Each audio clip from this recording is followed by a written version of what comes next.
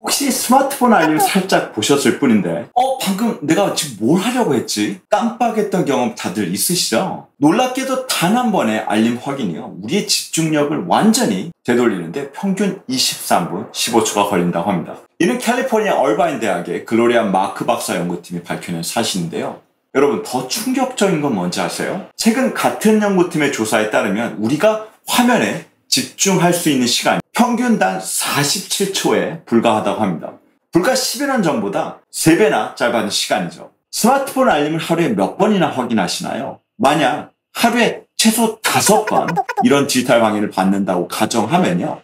우리는 매일 거의 2시간을 집중력을 회복하는데 허비하고 있는 셈입니다. 심지어 스마트폰이 옆에 있기만 해도 우리의 인지 능력, 즉 뇌의 힘 자체가 떨어진다는 연구 결과가 있고요. 기억력자도 마찬가지입니다.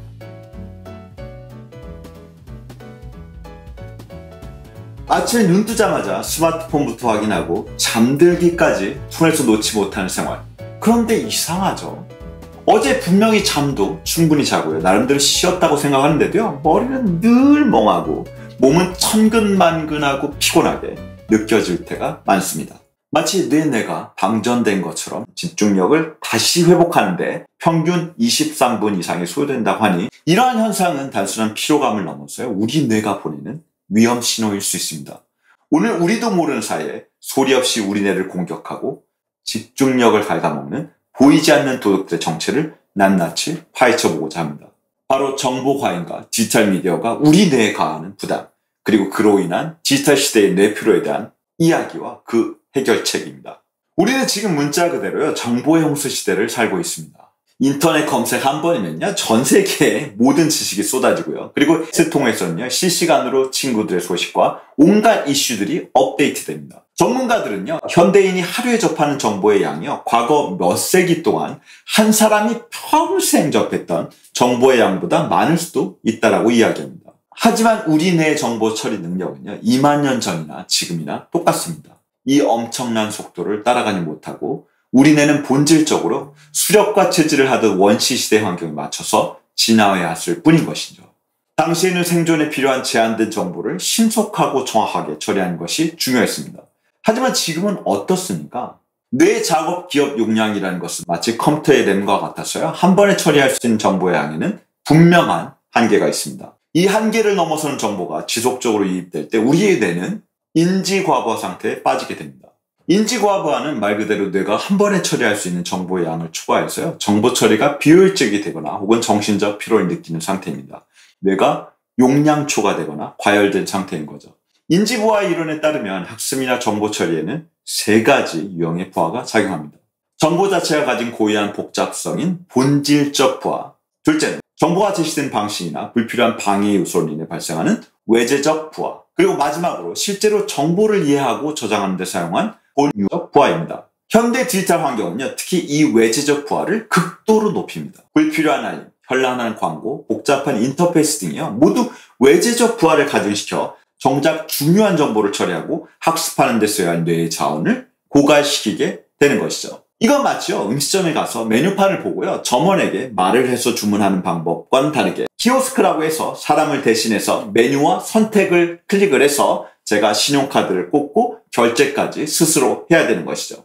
본질적 부하보다 외재적 부하가 극도로 높아진 환경인 것입니다. 그리고 이런 키오스크는요, 뇌의 유연성이 저하된 고령층에게 특히나 어려운 과제가 되는 것입니다. 이렇게 본질적 부하, 외재적 부하, 본유적 부하가 존재하는데 모두 뇌의 정신적 부담이 되게 되는 것입니다. 많은 분들이요, 나는 멀티태스킹을 잘해 라고 생각하시면요, 사실 우리 뇌는요, 여러 가지 복잡한 작업을 동시에 완벽하게 처리하도록 설계되지 않았습니다. 우리가 멀티태스킹이라고 부르는 것은요, 실제로는 여러 작업 사이를 매우 빠르게 왔다 갔다 하는 과제 전환, 즉 태스크 스위칭에 가깝습니다. 그런데 이 과제 전환은요, 생각보다 아주 큰 대가가 따릅니다.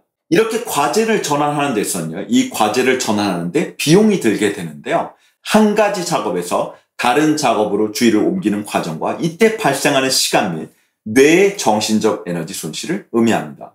신경과학 연구에 따르면 한 작업에서 다른 작업으로 주의를 옮길 때마다 우리 뇌에서는요, 이 전환 비용이라는 것이 과도하게 발생하게 되는데요, 이는 수십에서 수백 밀리세컨드에 불과한 아주 짧은 시간이지만 이러한 전환이 지속적으로 반복되게 되면요, 상당한 시간적인 손실과 정신적 에너지 소모로 이어지게 됩니다. 자동차가요, 급정거 급출발, 급정거 급출발을 반복하면 연료 소모가 커지는 것과 같은 이치인 것이죠. 결과적으로 생산성은 떨어지고 실수는 잦아지며 스트레스는 눈덩이처럼 불어나게 됩니다.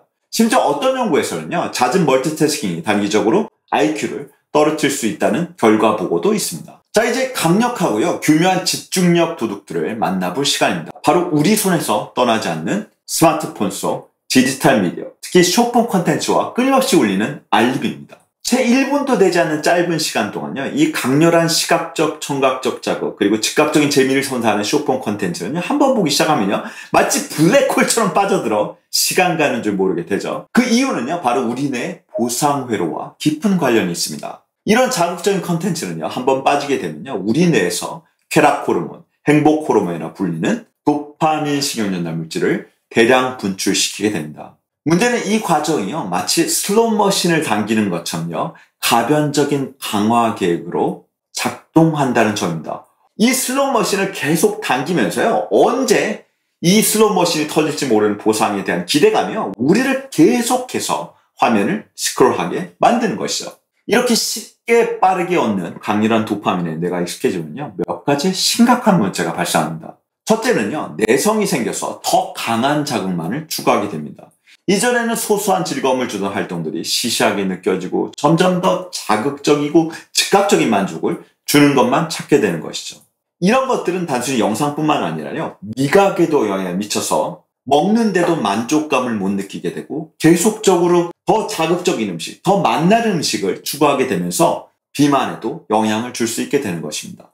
둘째는요, 주의 지속 시간이 현저하게 짧아집니다. 뇌가 짧은 호흡의 컨텐츠에만 적응하면서요, 독서나 그리고 깊이 있는 대화, 복잡한 문제 해결처럼 아주 긴 시간 동안 꾸준한 집중력을 요구하는 활동들을 점점 더 어렵고 지루하게 느끼게 됩니다.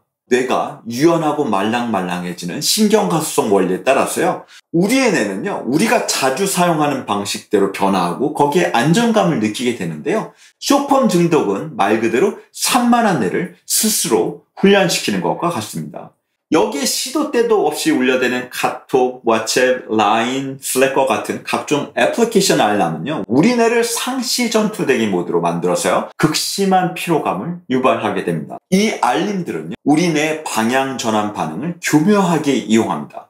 방향 전환 반응은요, 원래 야생에서 포식자의 접근이나 중요한 먹잇감의 출현 같은 생존에 필요한 새로운 자극에 빠르게 주의를 기울이도록 진화한 능력입니다. 하지만 현대의 디지털 알림은요, 이러한 원초적인 뇌 기능을 끊임없이 자극하여 중요하지 않은 정보에도 우리의 주의를 빼앗기게 만들게 되는 것이죠. 한번 알림을 확인하고 다시 원래 하던 작업으로 돌아오려고 해도 우리의 뇌에는요, 주의 잔여물이 남아 있어서 내가 이전에 뭘 하려고 했지? 이러면서 이전에 했던 내용을 기억하지 못하거나, 그리고 이전 알람 내용에 대한 생각이 떠나지 않아서요, 집중력을 완전히 회복하는데 시간이 걸립니다. 연구에 따르면 한번 방해받은 집중력을 다시 회복하는데 평균 23분 이상이 소요된다고 하니, 하루에도 수백 번씩 울리는 이 알림이요, 우리의 생산성과 집중, 그리고 뇌에 얼마나 큰 손실을 주는지 짐작할 수 있는 것이죠. 특히 ADHD 성향을 가진 뇌는요, 이러한 디지털 미디어의 유혹과 알림의 공격에 더 취약할 수밖에 없습니다.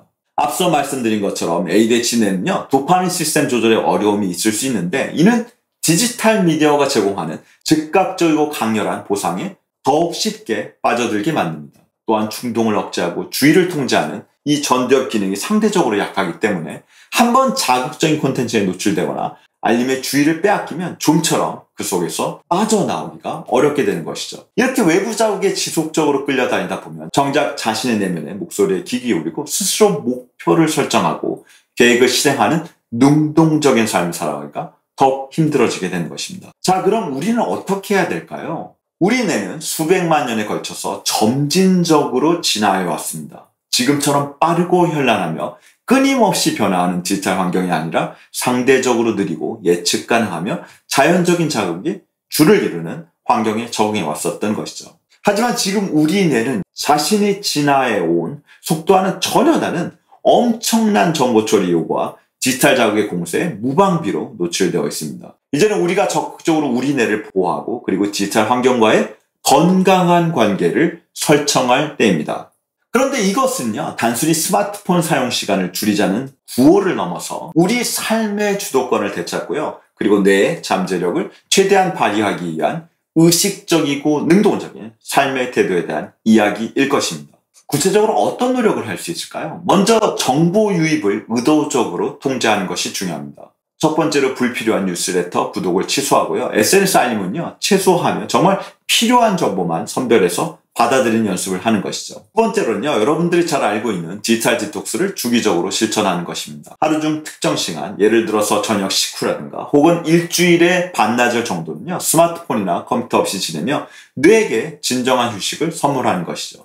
이 시간 동안 명상을 하거나 자연 속을 걷거나 사랑하는 사람들과 깊이 있는 대화를 나누는 것은요, 우리 뇌의 피로를 회복시키고 그리고 재충전하는 데 큰 도움이 될 수 있습니다. 세 번째로는요, 멀티태스킹이 아닌 단일 작업의 가치를 재발견해야 됩니다. 멀티태스킹이 유능함의 상징처럼 여겨지지만 우리의 뇌는요, 한 번에 하나의 작업에 깊이 몰입할 때 최고의 효율을 발휘할 수 있습니다. 중요한 일을 할 때는 다른 모든 방해 요소를 차단하고요, 오직 그 일에만 집중을 오롯이 해보는 것입니다. 마지막으로 가장 중요한 충분한 수면과 규칙적인 운동, 건강한 식습관은요, 건강한 뇌 기능을 위한 가장 기본적인 조건입니다. 저는 일반적으로 말하는 첫 번째, 두 번째, 세 번째보다도요, 특히 운동을 강조하고 싶은데요. 운동은 여러분들이 이미 알고 계신 것처럼 뇌 혈액순환을 촉진하고 신경 유래 인자를 증가시키며 도파민과 같은 신경전달 물질의 균형을 맞추는데 도움을 주어서요, ADHD 증상 완화에도 긍정적인 영향을 미칠 수 있다는 연구 결과들이 수도 없이 많습니다. 그리고 저처럼 이미 해보신 분들은 아시겠지만 아침에 15분이라도 짧게 뛰고 오거나 운동을 하면 그 운동 효과가요, 오전은 물론이고 하루 종일 지속돼서 뇌의 집중력을요, 유지시킬 수가 있습니다. 그러나 바쁜 출근 시간으로 인해서 아침 운동이 힘들다면요, 저녁 식후에 20-30분만이라도 유산소 운동을 해보세요. 당신의 도파민을 위한 탐닉의 시간이요, 본인의 뇌를 위해서 긍정적으로 바뀌고요, 그리고 집중력이 놀랍게 증가되면서 삶을 긍정적으로 간주하게 되는 것뿐만 아니라 탐닉만을 위한 식탐도 줄어들 수 있습니다. 우리의 뇌는 놀라운 적응력을 가지고 있지만 무한한 자원은 아닙니다. 정보 과잉과 디지털 미디어의 공세 속에서 우리 뇌를 건강하게 지키는 것은요, 더 이상 선택이 아닌 필수입니다. 남들이 다 한다고 해서 혹은 이 정도면 괜찮겠지가 아니라 오늘부터라도요, 작은 실천을 통해서 여러분의 소중한 뇌를 위한 건강한 습관을 꼭 만들어 보셨으면 좋겠습니다. 다음 시간에는요, 여러분들이 어느 곳에서 들어보지 못한 우리 뇌 안의 두 지휘자인 자뇌와 우뇌가 세상을 어떻게 다르게 인식하는지, 그리고 이 균형이요, 현대사회에서 어떻게 깨지고 있는지 이앤 맥기크리스의 자운의 불균형 이론을 통해서 흥미롭게 탐구해 보도록 하겠습니다. 그럼 올바른 정보를 찾는 이들에게요, 저희 정보가 건강한 삶의 방향을 제시하길 바라고요. 제가 이 정보를 지속적으로 만들 수 있도록 잊지 말고 구독과 다른 추천 꼭 확인 부탁드립니다. 감사합니다.